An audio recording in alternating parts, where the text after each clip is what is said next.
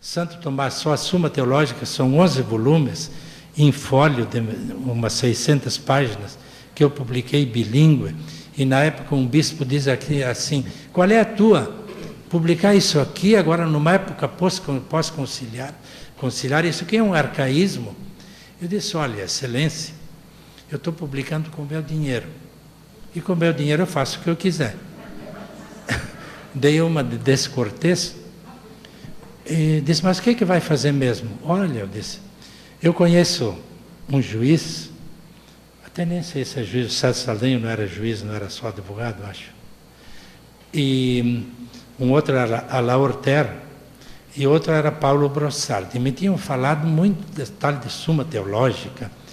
E eu, na época que estudei filosofia e teologia, também tinha uma rejeição à escolástica. Aquilo é antiquado, é o antiquado do antiquado, né? E o De Boni vem ainda engrossar o negócio de publicar tal de Suma Teológica.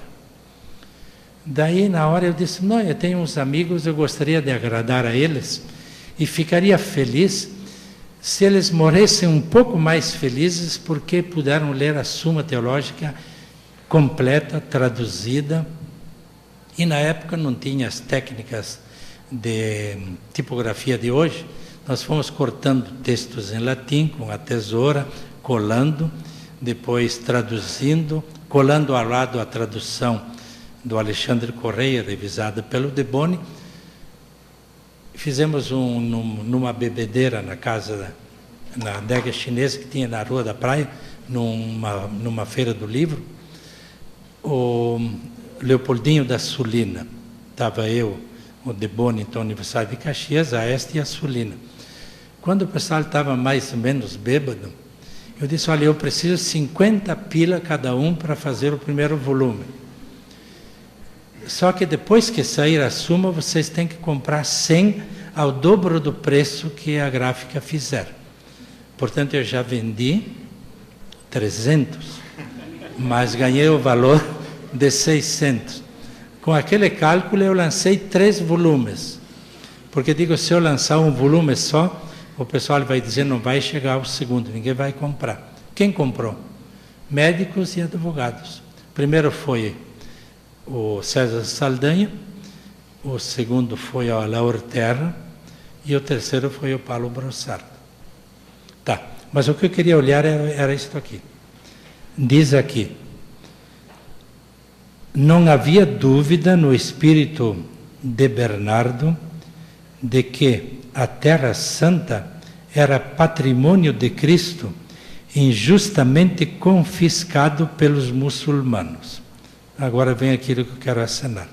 São Bernardo de Clairvaux, segundo o qual matar por Cristo era malicídio e não homicídio. Então vocês imaginem se hoje a igreja, tudo aquilo que São Bernardo, depois eu fui ver, escreve sobre as cruzadas, canonizaria hoje. E efetivamente nunca, na história cristã, nunca me passou pela mente que se um dia eu fosse procurado para renegar a minha fé, eu buscaria uma defesa dela ou mataria alguém porque ele está contra a minha fé. Quer dizer, isso é inconcebível dentro do sangue dos mártires. Ora, chegou um momento em que política e igreja acharam a justificativa das cruzadas, temos que matar os muçulmanos porque estão tomando os lugares sagrados. Então veja como a história continua falando.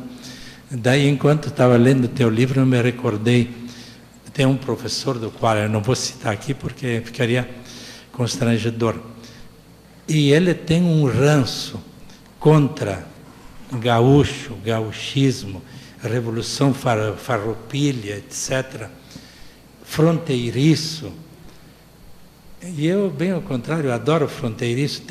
Se tiver uma missa, 7º dia, até teve uma semana Melquíades, era de São Gabriel, ou se é de Uruguaiana, ou se é de Dom Pedrito, enche a igreja. Mas que diabo, de onde é que sai esse pessoal? Então se constituíram coisas estranhas dentro da nossa realidade. Cada ano uma nova revolução farroupilha, porque são novas ideias, é aquela revolução.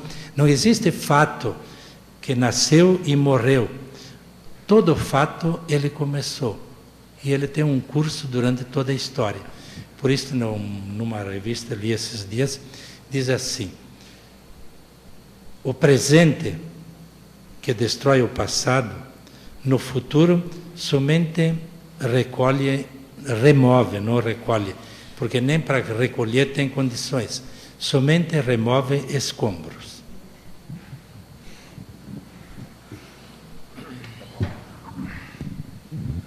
Bom, voltando para mim, então, eu faço o contraponto aqui, o contraponto centrado em três aspectos. O primeiro aspecto é o seguinte: talvez se lembrem de um filme chamado Central do Brasil, né, que é a personagem central do filme, né, a Fernanda Montenegro, na própria Central do Brasil, escreve cartas para pessoas, né, que não sabiam escrever, né.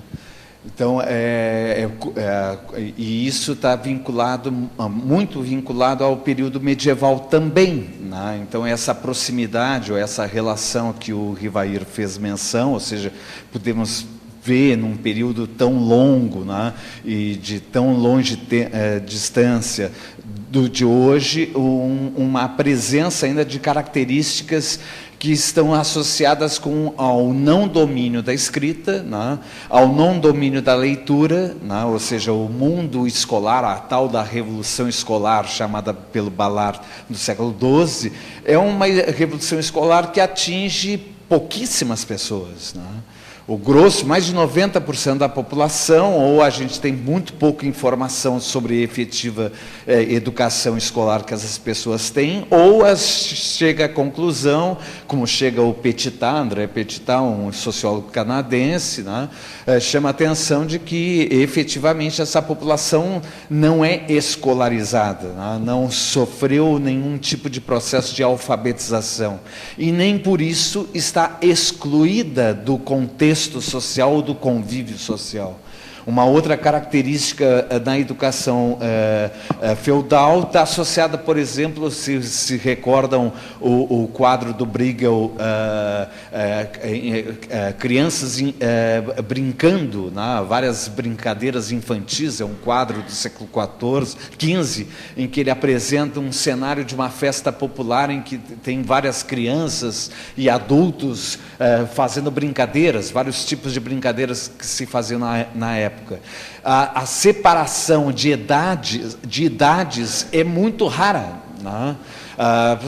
Para se ter uma ideia, quartos, né, é algo muito moderno, né? Século XVII, século XVIII aparece a figura do quarto, ou seja, as famílias ou as grandes comunidades familiares convivem entre si. O convívio é um elemento central, né, da educação.